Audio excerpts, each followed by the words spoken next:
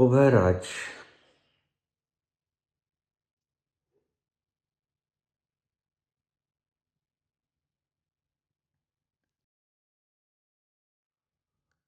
विज्ञान के हिसाब से और आध्यात्मिकता के हिसाब से संसार का आगाज कब, कैसे और किस प्रकार हुआ, कृपा करके मेरे इस प्रश्न का आत्यंतिक गहराइयों से जवाब देने का कष्ट करें।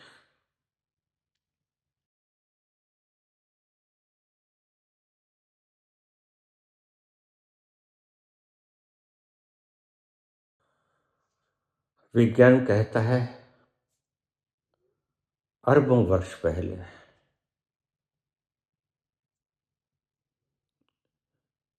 एक पिंड था और वह सिर्फ एक था, दूसरा कोई भी नहीं था। अचानक उसमें विस्फोट हुआ, एक्सप्लोजन हुआ और संसार की उत्पत्ति हो गई। करीब 6-7 अरब वर्ष पहले की बात है।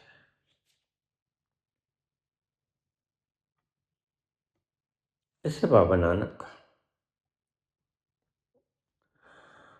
सिद्ध गोष्ठी के अत्यंत रहस्यमय शब्द में बोला है। आइए, संसार कहां से उत्पन्न हुआ है, इसका आगाज का केंद्र बिंदु कौन है?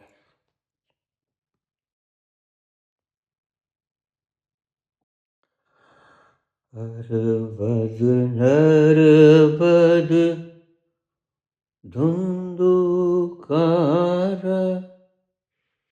थरन न गगन हुक्म अपारा। अरबद नरबद धुंधुकारा धरन न गगना हुक्म अपारा।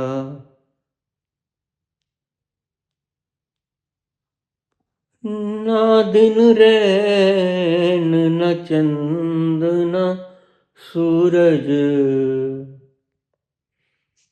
ना दिन रैन न चंद न सूरज। सुन समाधि लगा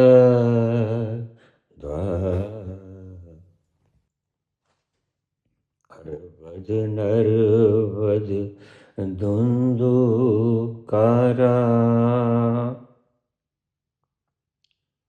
धरन न गगना हुक्म अपारा।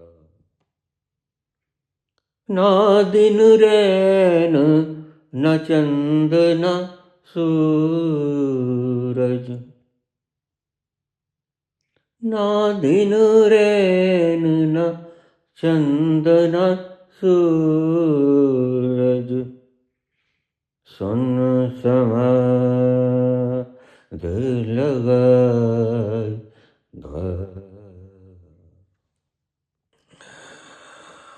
अनगिनत काल तक केवल एक अव्यक्त अंधकार में अवस्था थी। अंधकार में अवस्था सामान्य अंधेरा नहीं होता है। अंधकार में अवस्था ऐसी स्थिति जहां कुछ भी प्रकट न हुआ हो, जहां सब कुछ अभी अप्रकट रहा हो, जो संकुचित है जो व्यक्त नहीं है, जो अभी अव्यक्त है, ऐसी स्थिति थी अरबों वर्ष पहले। विज्ञान भी यही कहता है। करीब 6.5 अरब साल पहले एक पुंज था। पुंज सिर्फ शक्ति पुंज, और कुछ भी नहीं था। न चंद्रमा था, न तारे थे, न सूरज था, न प्रकाश था, लेकिन एक अंधेरा था। और वह अंधेरा इस अंधेरे की तरह नहीं था। अंधेरे का अर्थ है कि वह व्यक्त नहीं था, वह अव्यक्त था। वह अभी विस्फोटित होकर प्रकट नहीं हुआ था। विज्ञान भी ऐसा ही कहता है, और बाबा नानक भी ऐसा ही कहते हैं। देखिए तुम्हारे विज्ञान क्या करेगा। 500 वर्ष पहले बाबा नानक ने यह बता दिया था कि एक अंधकार, अप्रकट, अव्यक्त शक्तिपुंज था, और इसी को 5 नाम कहते हैं। तुमने पूछा कि 5 नाम क्या हैं बाबा। आइए मैं तुम्हें सब धीरे धीरे समझा दूंगा। अंधकार था, यानी वह सत्य जो अभी प्रकट नहीं हुआ था। वह शक्तिपुंज जो अभी सिमटा हुआ था, जो अभी समूह इकट्ठा था, जो अभी विभक्त नहीं हुआ था, अभी एक्सप्लोजन नहीं हुआ था, अभी विस्फोट नहीं हुआ था। और फिर यकसा एक विस्फोट होता है, यकसा एक महाविस्फोट होता है, और उस महाविस्फोट के कारण यह सृजना का जन्म होता है। यानी जो अव्यक्त था वह व्यक्त हो गया। जो अंधकार में था वो रोशनाई में तब्दील हो गया। न पृथ्वी थी, न आकाश था, केवल परमात्मा का असीम हुक्म यानी देवी व्यवस्था विद्यमान थे। सृष्टि अभी उसकी संभावना के रूप में थी, पोटेंशियलिटी के रूप में थी, व्यक्त नहीं हुई थी। आइए इसका गहरा अर्थ भी संग संग लिए चलते हैं। जब मन के सारे विचार शांत हो जाते हैं, ना स्मृति रहती है, तुम्हारी वो सारी यादें समाप्त हो जाती हैं। ऐसा नहीं, तुम्हारी यादें संकुचित रहती हैं, अभी प्रकट नहीं होती। न स्मृति रहती है, न कल्पना, न ही अहंकार, और न ही भेद, मैं और तुम का भेद खत्म हो जाता है। तो प्रकट होता है वह जिसको शून्य कहते हैं। शून्य का मतलब है शून्य। शून्य का अर्थ है वह डेल्टा वेव्स का शून्य, जिसे मैं जीरो कहता हूं।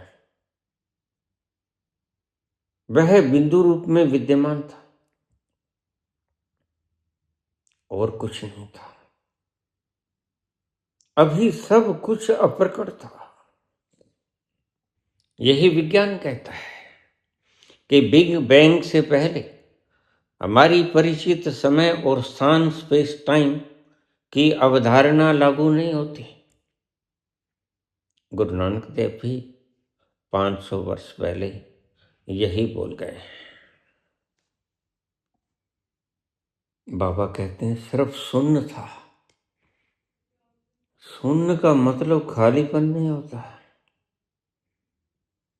शून्य का मतलब है पूर्ण पोटेंशियल से युक्त, जैसे बीज होता है। क्या बीज भीतर से खाली होता है? बीज के भीतर सारी संभावनाएं भरी होती हैं। उसका सारा ब्लूप्रिंट बीज के भीतर समाया होता है। बीज को छोटा मत समझना। बीज को पोटेंशियलिटी के रूप में देखना। संभावनाएं उसके भीतर छिपी हुई हैं। उसने क्या बनना है, कैसा बनना है, उसकी प्रत्येक डाल का, पात का, सबका हिसाब उसमें छिपा होता है। वह अव्यक्त होता है। खानी न बानी पौन न पानी, खानी न बानी पौन न पानी, ओपत खपत न आवन जानी, खानी न बानी पौन न पानी। न पवन था, न पानी था, ओपत खपत न आवन जानी। चारों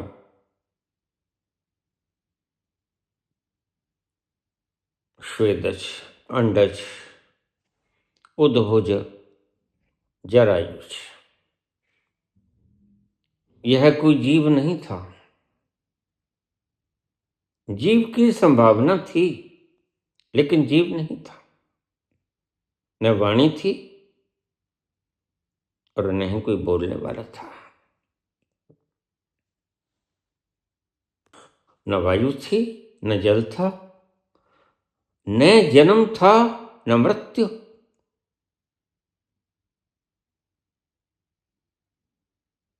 जरा सोचिएगा, जन्म और मृत्यु होगा किसके? जब कोई जीव नहीं, जब न तो अंडज है, न स्वेदज है, न उद्भुज है, न जरायुज है, तो मरेगा कौन, जिएगा कौन? सभी हैं अपनी पोटेंशियल रूप में, छिपे हुए अव्यक्त रूप में। खंड पताल सपत नह सागर, खंड पताल सपत नह सागर, नदी न नीर बहन नावागर। न सात पाताल थे, न सात समुद्र थे, न नदियां थी, न जल बह रहा था। यानी जिसे हम प्रकृति कहते हैं, वह अपने व्यक्त रूप में नहीं थी, वह अपने अव्यक्त रूप में थी। ना तद सुरग न मच्छ प्याला, ना तद सुरग न मच्छ प्याला, दो जग भिसत नहीं खे काला। न स्वर्ग था, न नरक था, न यमराज था, न काल था। ब्रह्मा विष्णु महेश ना कोई, ब्रह्मा विष्णु महेश न कोई, अवर न दिसै एको सोई। न ब्रह्मा था, न विष्णु था, न महेश था, न और कोई था। और न दिशे, एक को सोई, और कोई भी नहीं दिखता था, सिर्फ एक था। वह एक कौन था? ओ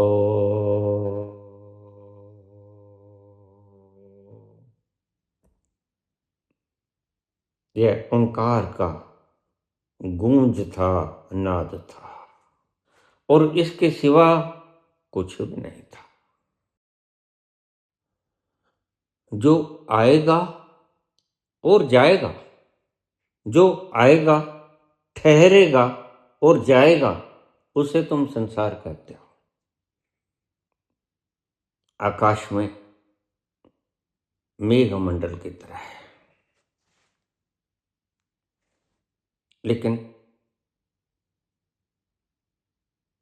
जो आता नहीं, ठहरता नहीं और जाता नहीं, वह तुम हो।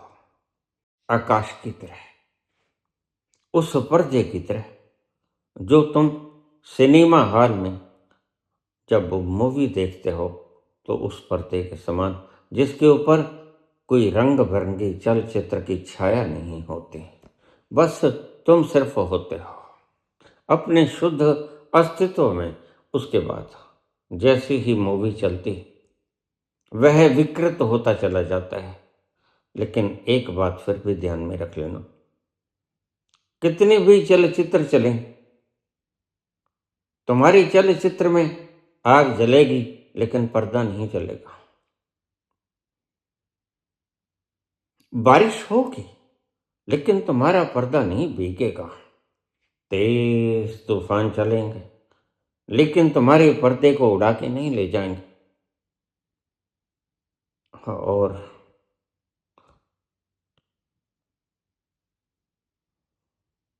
तेज शस्त्र भी चलेंगे, मारकाट भी होगी, लहू लुहान भी होंगे, लेकिन तुम्हारे पर्दे के ऊपर उसका रंग नहीं पड़ेगा। इसे ही कृष्ण ने कहा है, नैनम छदन्ति शस्त्राणि, नैनम दहति पावकः, न चैनम क्लिदन्त्यापो न शोषति मारुतः। न कटता है वो, न आग में जलता है वो, न उड़ता है वो, न गलता है वो, न भीगता है वो शाश्वत है, अप्रकट है। हरबद नरबद धुंधुकार, हरबद नरबद धुंधुकार, धरुणना गगना हुक्म अपारा, धरुणना गगना हुक्म अपारा, ना दिन रैन ना चंदन सूरज, सुन समाधि लगाईदा, सुन समाधि लगाईदा, अरबद नरबद धुंधुकार, खान न बानी पौन न पानी, खानी न बानी पौन न पानी, ओपत खपत न आवन जान, खंड पताल सपत न सागर, खंड पताल सपत न सागर, नदी न नीर वहेन न नवागर, ना तद सुरग मच्छ प्याला, ना तद सुरग न मच्छ प्याला, दो जक भिसत नहीं खे काला, ब्रह्मा विष्णु महेश न कोई, ब्रह्मा विष्णु महेश न कोई, और नदी से एको सोई।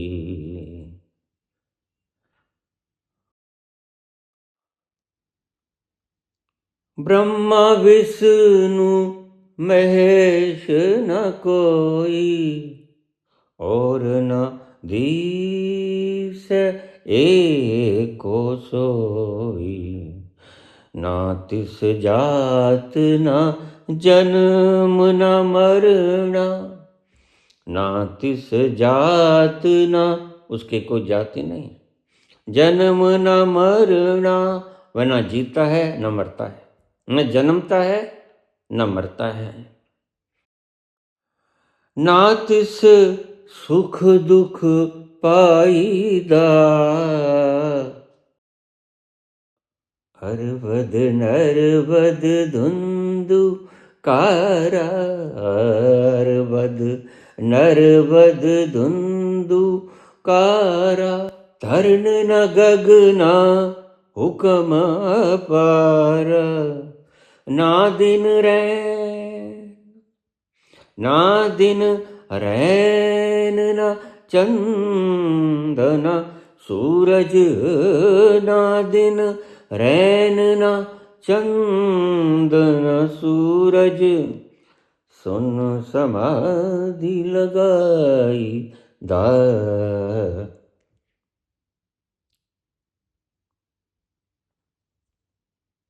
हरवद नरवद धुंधु कारा।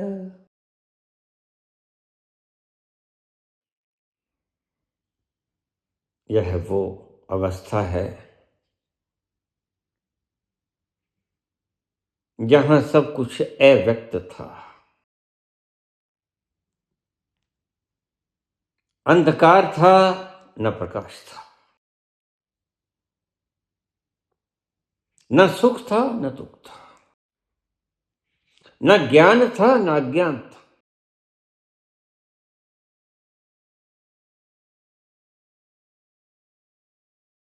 न तुम्हारी लिपियां थी न तुम्हारे शब्द थे,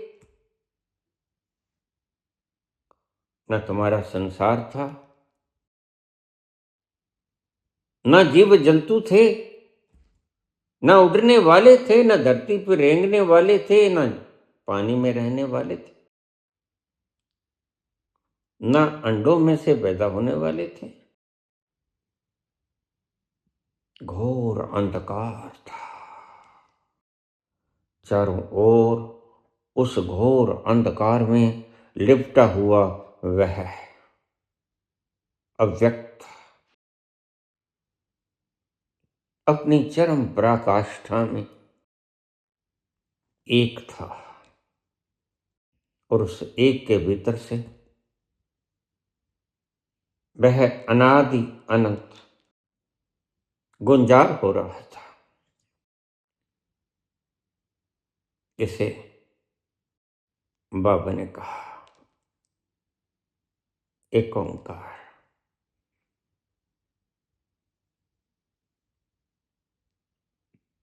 बस एक ही था।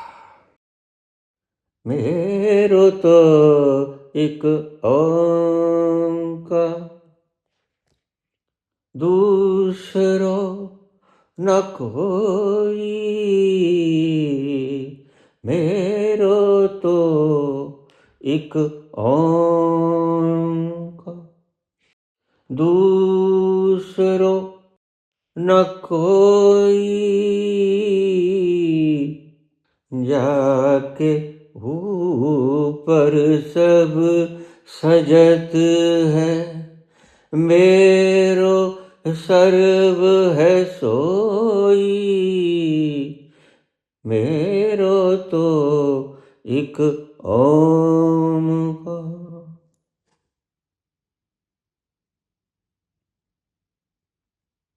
न वृक्ष थे, न पवन था, न पानी, न बीज था, न आकाश था, न धरती था, न पाताल था। पवन पानी अग्नि पाताल कुछ भी नहीं था, लेकिन सभी अव्यक्त रूप में था। न अंधकार था न प्रकाश था, न ब्रह्मा थे न विष्णु थे न महेश थे, लेकिन सभी अव्यक्त रूप में था, अभी व्यक्त नहीं हुआ था। न पंचभौतिक तत्व थे, न तुम्हारा कोई देवी देवता था,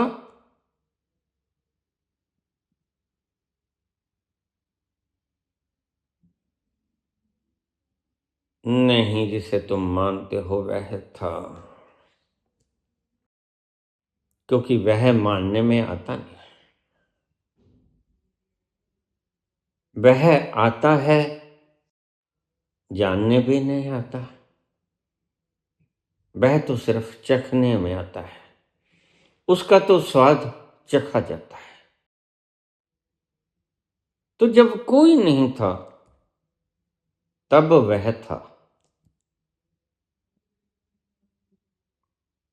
और वह था अव्यक्त रूप में, एक बीज की तरह, और बीज के भीतर सारा व्यक्त पोटेंशियलिटी भरी पड़ी थी।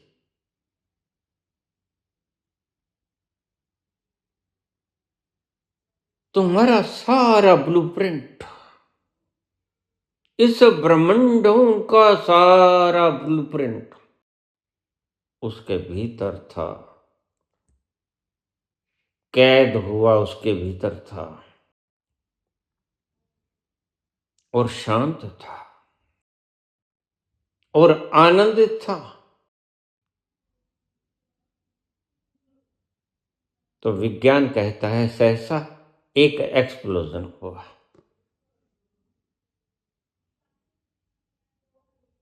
और सनातन कहता है कि उस अस्तित्व ने संकल्प लिया, एको अहम बहुश्याम, मैं एक से अनेक हो जाऊं। अब तक वह एक था, लेकिन उस एक में खालीपन जैसा नहीं था, वह एक बीज की तरह भरा हुआ था, जैसे उस बीज में पूरा वट वृक्ष भरा होता है।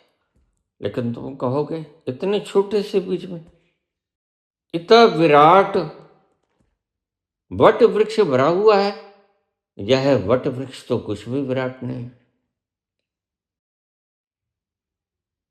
जरा आंखों को ऊपर उठा के देखो, ये जो तुम्हें दिखता है वह उसका नगण्य हिस्सा है, असंख्यमय हिस्सा भी नहीं, जिसका कोई आदि नहीं, जिसका कोई मध्य नहीं, जिसका कोई अंत नहीं। उस छोटे से बीज स्वरूप में भरा हुआ था, लेकिन तुम्हें दिखता नहीं। भला बीज में तुम वृक्ष को देख सकते हो?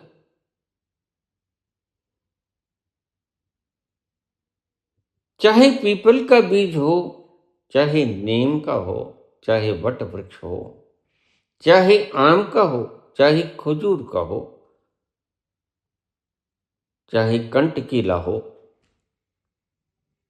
चाहे खुशबूदार गुलाब हो, चाहे मोतिया हो, तुम बीज को देखकर पता लगा लोगे? नहीं लगा सकते।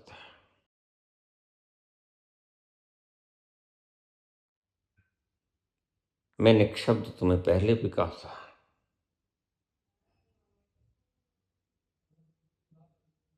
सही सिद्ध वह है जो आपके एक अल्फाज से पकड़ ले कि तुम ज्ञानी हो या अज्ञानी हो। बस एक अल्फाज तुम्हारा बता देगा। ये पंक्तियां बताती हैं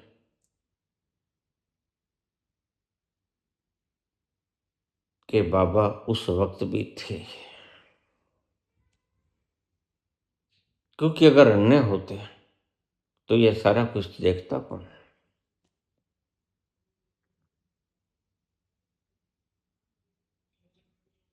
यह सारा कुछ व्याख्यायित कौन करता?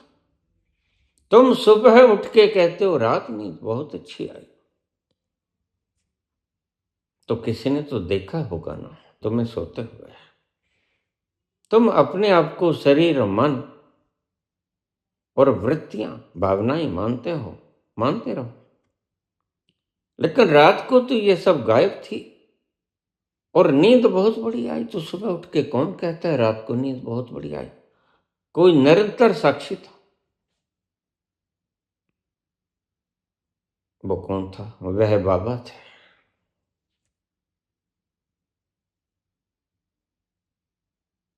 अर्पद, नरपद, धुंधुकार,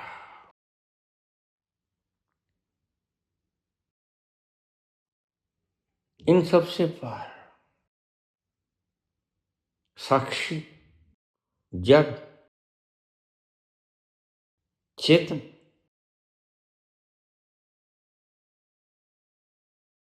ब्रह्म, पर ब्रह्म और पर ब्रह्म का भी साक्षी। ये 5 नाम तुमने कहा पुत्र, ये 5 नाम कौन से? इसे फिर सुन लो। यह 5 नाम है जड़। ये पंच भौतिक तत्व सारे हैं। पृथ्वी, वायु, अग्नि, आकाश, जल, यह पंच तत्व है। यह जड़, चेतन, जो इसके भीतर चेतन छुपा हुआ प्रस्फुटित होता है। बीज के भीतर चेतन भी है, एक छोटा चेतन पत्थर के भीतर भी होता है। जड़ चेतन और उसके बाद जीव।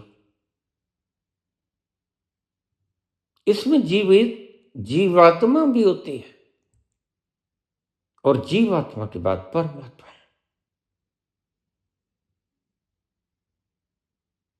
और परमात्मा के बाद इन सबका साक्षी पर ब्रह्म।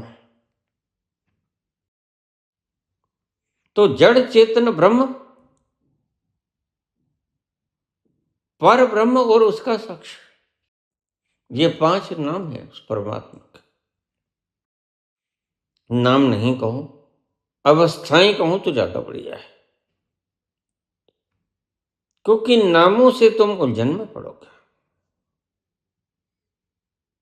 नामों से तुम झंझट में पड़ोगे और तुम एक दिन इतने नरक में गर्क हो जाओगे कि नामों के ऊपर झगड़ा फैलाओगे, नामों के ऊपर लहू बहाओगे।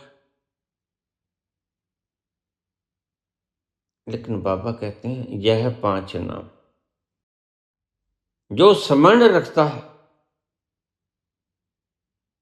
वह संसार की सब आदि व्याधियों से मुक्त हो जाता है और उस परम रस का पान कर लेता है। मैंने ये क्यों बोला? यह प्रश्न तो बहुत देर पहले ही पूछा गया था।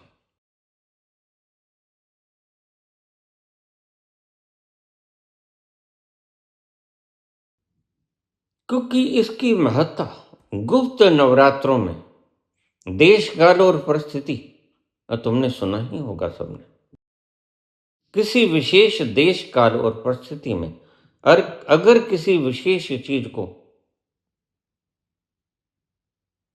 उच्चरित किया जाए या समाहित किया जाए या धारण किया जाए तो वह अनंत गुणा ज्यादा फलीभूत होती है।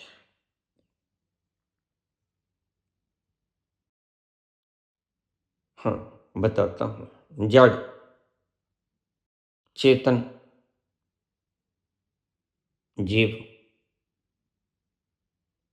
आत्मा, परमात्मा और 5वां परमात्मा का भी साक्ष्य, पर ब्रह्म का भी साक्ष्य, विराट का भी साक्ष्य,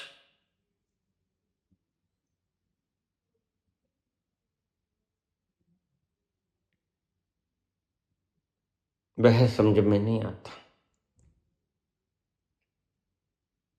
और तुमने शुरू से ही संस्कार बना दिया कि जो समझ में नहीं आता वो होता नहीं, जो दिखता नहीं वो होता नहीं। लेकिन इतने विराट में क्या सब कुछ देखा जा सकता है? क्या सब कुछ समझा जा सकता है? तुम्हारी समझ तो छोटी सी गागर की तरह है, और वह तो महारस का, समुद्रों का समुद्र है, जिसको पीने के लिए सब तरसते हैं। सागर भी तरसते रहते हैं, सागर भी तरसते रहते हैं, तेरे रूप का रस पीने के लिए, पीने के लिए जीवन से भरी तेरी आंखें मजबूर करें जीने के लिए, जीने के लिए जीवन से भरी तेरी आंखें। यह जो सारा समूह है, जो एक पिंड था, पिंड से ब्रह्मांड में बिखरा, यह ऐसा जीवन है कि जिसको पीने का मन करता ही रहता है, जिसके पीने की तमन्ना कभी भरती नहीं, और जिसको पीने से जिंदगी खुशबू निमन हो जाती है, नहार हो जाती है। तुम झूम पड़ते हो, तुम नाचने लग जाते हो। तो यह उसके 5 नाम है। वह जड़ रूप में भी है, वह चेतन रूप में भी है, वह जीव रूप में भी है, वह ब्रह्म रूप में भी विराट, और वह पर ब्रह्म रूप में भी विराट का साक्षी।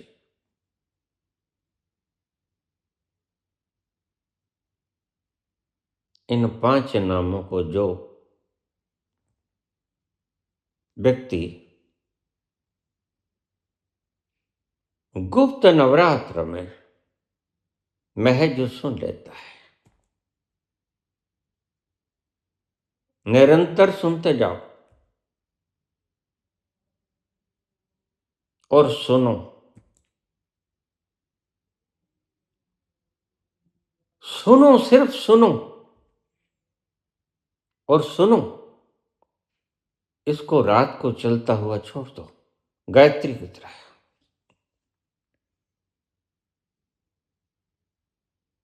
गायत्री ऋषियों का आनंद है, और यह अष्ट छंद, यह उस पर ब्रह्म का नगाड़ा है, यह उस पर ब्रह्म की गूंज है। सुनिए दुख पाप का नाश। इसको सुनने से तुम्हारे तीनों प्रकार की व्याधियां समाप्त हो जाती हैं। दैहिक, दैविक, भौतिक तापा, राम राज्य नहीं कायो व्यापा। इसको लगातार चलने दो। आज दूसरा नवरात्र है, गुप्त नवरात्र। आज रात्रि को सूर्य अस्त के बाद से शुरू कर देना।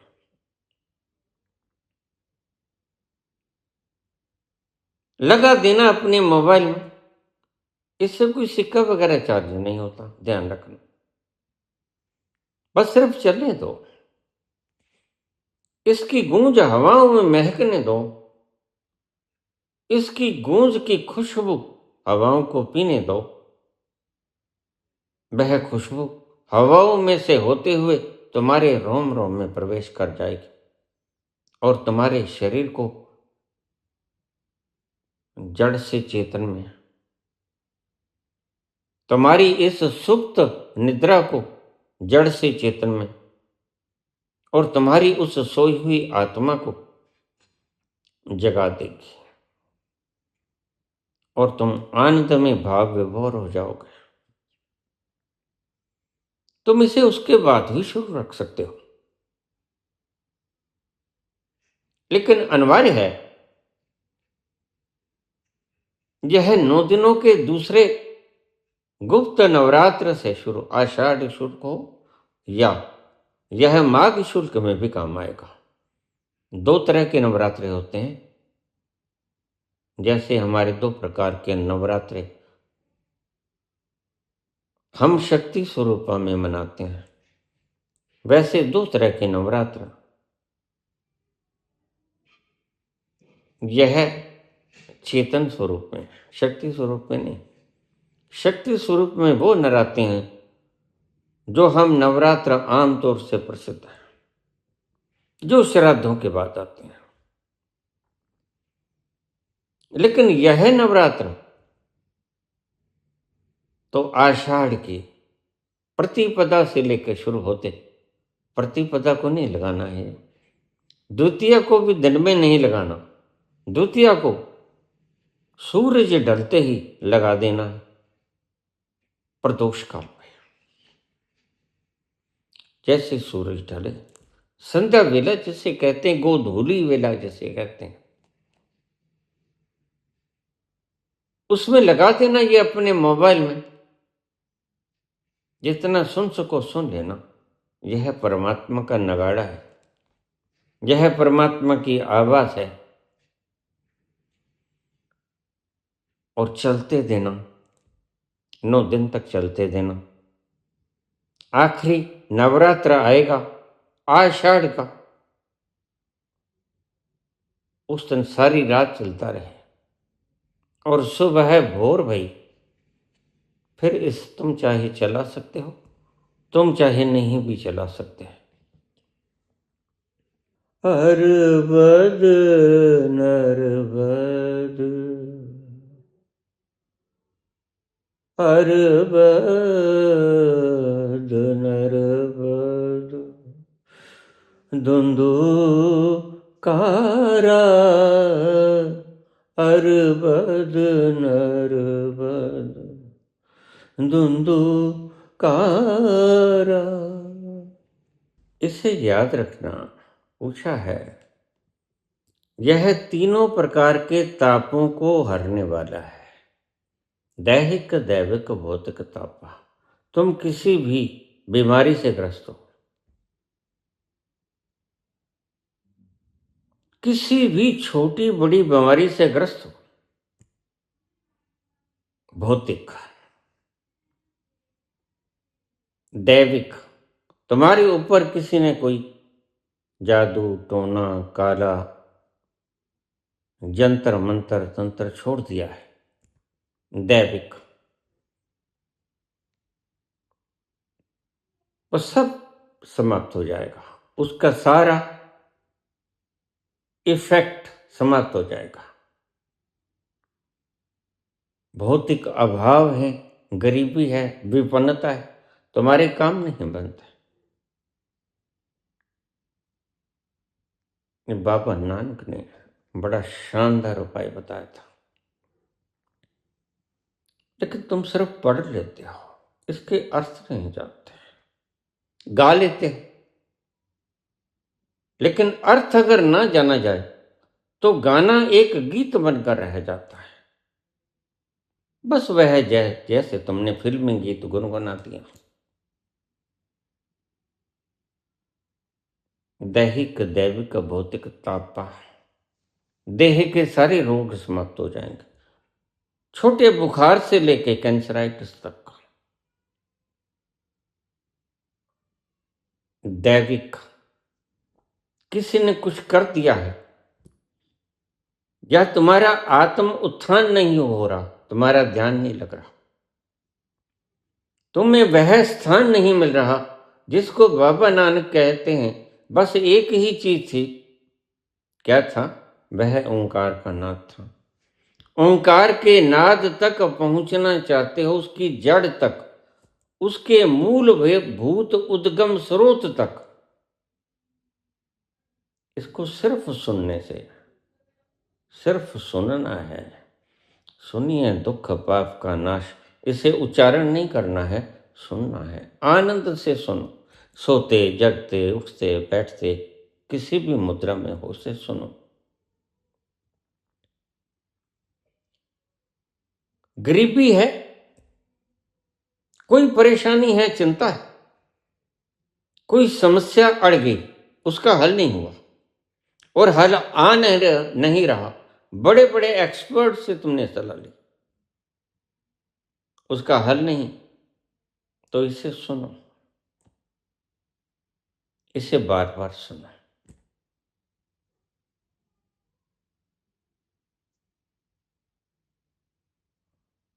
तुम्हारे मन में उसका हल आ जाएगा। समस्या का समाधान क्या है यह आ जाएगा। लेकिन निष्ठापूर्वक सुनो, एकांत में सुनो, और जब तुम खाली हो जाओ सभी कार्य फर्ज से, तब बैठो आराम से। अब तुमने कुछ नहीं करना, तो फिर सुनो। जैसे हम पंजाबी में कहते हैं, अब हम वेले हैं, खाली, अब हमने कुछ नहीं करना, तो उन खाली लम्हों में सुनो, तो वह तुम्हारे भीतर रोम रोम में प्रवेश कर जाएगा और प्रत्येक प्रकार का दुख, चिंता समाप्त, अभाव समाप्त, दर्द समाप्त, प्रत्येक प्रत्येक तरह की बीमारी समाप्त, सब प्रकार के संताप ताप जो तुम्हें दुखी करते हैं, जो तुम्हें तप्त करते हैं, वो सब समाप्त हो जाएंगे। लेकिन सुनना, पूर्णतया में लीन होकर सुनना, आसपास के माहौल को भूल जाना। मैं कहाँ हूं, किस रूप में बैठा हूं, मैं कौन हूं, कहाँ हूं, सब भूल जाना और सिर्फ इसे सुनना, जैसे यह सुनना ही तुम्हारा ध्येय है, तुम्हारा लक्ष्य है और कुछ नहीं। धन्यवाद।